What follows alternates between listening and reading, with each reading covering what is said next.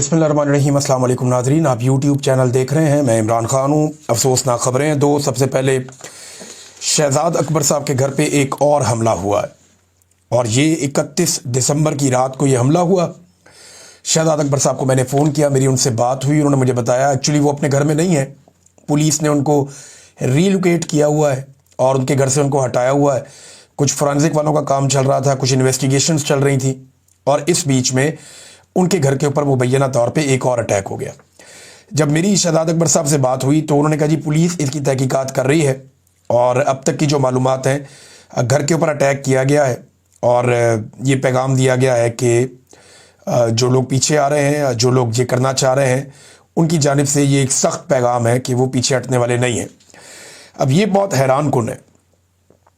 एक हफ्ते में दूसरा अटैक, ये बरतानवी पुलिस के लिए भी बहुत बड़ा चैलेंज है और उनके लिए बड़ी शर्मिंदगी की बात है कि जो हमलावर हैं वो शायद पुलिस को भी खातर में नहीं ला रहे। बरतानिया में बैरिस्टर शहजाद अकबर के घर पे नामालूम अफराद का हमला और जलाने की कोशिश, ये रिपोर्ट हुआ है। ये 31 दिसंबर की शाम को अटैक हुआ। इंग्लैंड का इलाका है कैम्ब्रिज शायर, वहाँ पे उन्होंने बताया कि उनकी रिहाइशगाह के ऊपर एक मुजरिमाना हमला किया गया जिसका मकसद शदीद नुकसान पहुँचाना था। आग लगाने की कोशिश की, इमलाक को नुकसान पहुँचाया। शहजाद अकबर कहते हैं कि एक हफ्ते में मेरे घर पर और मेरी फैमिली पर ये दूसरा संगीन हमला किया गया है। दोनों वाक़यात वाज़े बदनीयती के साथ अंजाम दिए गए। ये वाक़यात कोई इत्तफाकी नौइयत के नहीं हैं और ना ही दोनों अलग थलग वाक़यात हैं। ये मनसूबाबंदी के तहत मुझ पर हमला किया जा रहा है। पहले जो मुझ पर हमला किया गया उसमें मुझे शदीद जिस्मानी चोटें भी आई थीं। ये नादरीन सूरत हाल है। अब इस पे पुलिस के लिए बहुत बड़ा चैलेंज है कि बरतानिया जैसे मुल्क में भी अगर आप महफूज नहीं है या आपका घर महफूज नहीं है तो बरतानिया की क्रेडिबिलिटी पे बहुत बड़ा सवाल खड़ा हो जाएगा। पूरी दुनिया में लोग जिन ममालिक को महफूज समझते हैं उनमें एक मुल्क बरतानिया भी है। लोगों को लगता है कि यहाँ पे जराइम पेशा अफराद अपनी मनमानी नहीं कर सकते और बाहर से आने वाले उनके दुश्मन उन्हें टारगेट नहीं कर सकते। ये एक वेपन फ्री सोसाइटी है, यहाँ पे हथियार नहीं है लोगों के पास, लेकिन इसके बावजूद इस किस्म के अटैक्स और ऐसी दीदा दिलेरी, ये बरतानवी पुलिस के लिए बहुत बड़ा चैलेंज है। दूसरा नादरीन, एक और अफसोसनाक खबर है। मियाँ अली इशफाक साहब मेरे दोस्त हैं, बहुत सारे और सहाफ़ी हैं उनके भी दोस्त हैं और मेरा तो बचपन का दोस्त है। एक शानदार ताल्लुक़ हमने सारी ज़िंदगी इंजॉय किया। तो मियाँ अली इशफाक साहब एक केस लड़ रहे थे और कराची के अंदर जो वाक़या हुआ रजब भट्ट नामी सोशल मीडिया एंटरटेनर के साथ, जो वहाँ पे इंसिडेंट हुआ बड़ा अफसोसनाक, वकला ने उनको मारा कि उन्होंने किसी वकील के बारे में तनकीद की थी और इस वाक़े के बाद एक FIR भी दर्ज हुई। बहरहाल अब कराची में जो ये तशद्दुद का मामला था ये पंजाब बार कौंसिल में पहुँच गया और जो रिपोर्ट आ रही है वो ये आ रही है कि जो कराची की बार है, बजाय इसके कि वो एक्शन लेते इस पुरतशद्दुद वाक़े का, उन्होंने लिख दिया यहाँ पे पंजाब बार को और पंजाब बार ने मियाँ अली इशफाक साहब का लाइसेंस मुअत्तल कर दिया। अब तक जो दस्तयाब मालूमात हैं उनके मुताबिक तो यही है कि ना बुलाया गया, ना सुना गया, ना बात की गई, ना पूछा गया और एक तरफा ये कार्रवाई कर दी गई और लाइसेंस की मुस्तकिल मनसूखी के लिए ये मामला डिसिप्लिनरी कमेटी को भी भिजवा दिया गया है और इसमें इल्ज़ाम ये लगाया गया है कि कराची सिटी कोर्ट में हड़ताल के बावजूद अली इशफाक साहब अदालत में पेश हुए। तो क्या ये पहली दफ़ा ऐसा हुआ है? यानी वकला की हड़ताल के बावजूद बहुत सारे वकला अदालतों में पेश होते रहते हैं। हमने एक दफ़ा नहीं कई मरतबा देखा है, बहुत मरतबा देखा है, ऐसा होता रहता है। क्या तमाम वकला के लाइसेंस मनसूख हो जाते हैं? ये मामला उस लड़ाई का है और मेरे ख्याल में ये अब निशाना बनाया जा रहा है और ये ज़्यादती की मिसालों में से एक और मिसाल है। मियाँ अली इशफाक ने, हम बहुत सारे सहाफ़ियों के केसेस और बहुत सारे सियासतदानों के केसेस और बहुत सारे पिसे हुए तबकात के केसेस, ऐसे लोगों के केसेस जो पैसे भी नहीं दे सकते, बगैर किसी फ़ीस के लड़े हैं।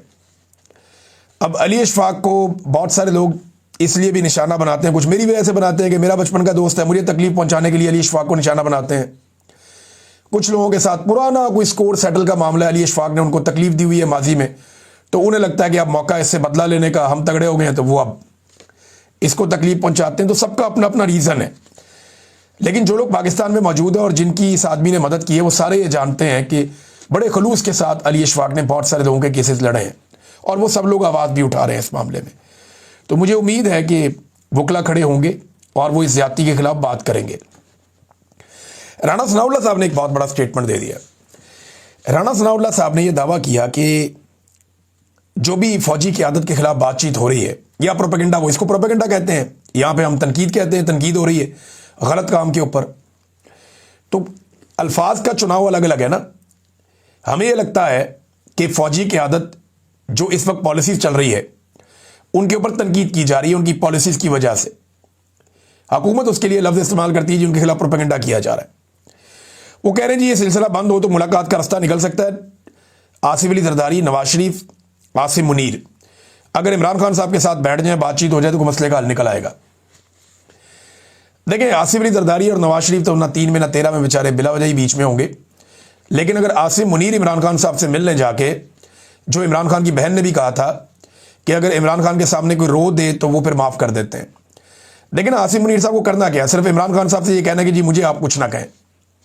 फिर उन्हें इस्तिस्ना की भी ज़रूरत नहीं रहेगी, फिर उन्हें किसी और ऐसी चीज़ की ज़रूरत नहीं रहेगी और वो निकल जाए इस सारे मामले में से। ठीक है, छोड़ें सियासतदानों को, मुल्क को चलाने दें। लेकिन जिसके पास ताकत होना पाकिस्तान में, वो ताकत छोड़ता नहीं है। जिसके पास इख्तियार और इक़्तिदार आ जाए ना, वो उसको छोड़ता नहीं है। पाकिस्तान में नीचे से लेके ऊपर तक आवे का आवा ही बिगड़ा हुआ है। कोई आदमी भी अपनी सीट छोड़ना नहीं चाहता। तो मुझे लगता है राणा सनाउल्लाह साहब ने बात तो बड़ी लॉजिक की है कि बैठ जाएं सारे और बैठ के कोई मसले का हल निकालें। जो मिलिट्री एस्टेब्लिशमेंट है ये अपनी बैरकों में वापस जाएं और अपनी आईनी हुदूद के अंदर जाएं और अवाम की मुंतखब क़यादत को मुल्क दिया जाए। पाकिस्तान में अगर ये इलेक्शन ठीक नहीं हुए तो अगले इलेक्शन करवा दिए जाएं और अवामी मैंडेट का एहतराम किया जाए। इदारों को उनकी स्पेस वापस दी जाए, पार्लिमान को, अदलिया को, मीडिया को, सबको उनकी स्पेस वापस मिले तो पाकिस्तान वापस ट्रैक पे भी आ सकता है। बात तो सुनने में बहुत अच्छी है लेकिन प्रैक्टिकली ये पॉसिबल नहीं लगता, क्योंकि इमरान खान साहब का खौफ इनको ये करने नहीं देगा। अब इस वक्त ये ऐसे स्टेटमेंट क्यों आ रहे हैं? जो मेरी दानिश में है वो मामला 8 फरवरी का है। 8 फरवरी को पाकिस्तान तहरीक इंसाफ ने कहा जी कि हम करेंगे एक पहिया जाम हड़ताल। देखिए अगर पीटीआई कामयाब हो जाती है, पाकिस्तान का मीडिया तो यही चलाएगा ना, 10 दुकानें खोल के भी ये चलाएगा। बल्कि 1 दिन 2 दिन पहले फुटेज बना के रख लेंगे कि जनाब जब पूरा पाकिस्तान बंद होगा तो हम ये फुटेज चलाएंगे, जनाब ये इलाका खुला, ये इलाका खुला, ये इलाका खुला। मीडिया को ये 2 नंबरियां करनी आती हैं, एस्टेब्लिशमेंट को भी आती हैं। लेकिन अगर अमली तौर पे पाकिस्तान बंद करने में कामयाब हो गई पाकिस्तान तहरीक इंसाफ 8 फरवरी को, तो फिर एक बात याद रखिएगा, खतरे की घंटी बज जाएगी। क्योंकि स्ट्रीट मूवमेंट जो है उसके लिए अब कोशिशें आगे बढ़ रही हैं। खैबर पख्तूनख्वा में बहुत सारे दौरे रखे गए हैं। सुहेल अफरीदी के मुख्तलिफ इलाकों में वो जाएंगे, मुख्तलिफ अजला में वहाँ रैलियाँ निकाली जाएंगी। एक मोटिवेशन जो है वो अब शुरू की जाएगी और स्टूडेंट्स को बहुत अहम रोल मिलने वाला है आने वाले दिनों में। तो आप देखेंगे कि स्ट्रीट मूवमेंट आगे की तरफ बढ़ेगी। नंबर 2, 9 तारीख को जुमे वाले दिन अब ये खैबर पख्तूनख्वा से वज़ीर आला उठेंगे और अपने साथियों के साथ सिंध जाएंगे। कराची में बड़ी गहमा गहमी है, इसके ऊपर मूवमेंट शुरू हो गई है और कराची में बड़े अरसे के बाद पाकिस्तान तहरीक इंसाफ का कोई रहनुमा इस तरीके से मुतहर्रिक होने जा रहा है। तो कराची ने पहले भी बड़े बड़े इज्तिमा किए हैं, कराची ने पहले भी बड़ी ज़बरदस्त पैगाम दिया है हर मौके के ऊपर। तो यहाँ अब देखते हैं कि कराची किस तरह से रिस्पॉन्ड करता है। तो 8 फरवरी की फिक्र है, स्ट्रीट मूवमेंट की फिक्र है और जब भी इन्हें फिक्र होती है ये इसी किस्म का कोई स्टेटमेंट दे देते हैं। देखिए नया साल आया नादरीन, सब एक दूसरे को मुबारकबाद दे रहे हैं।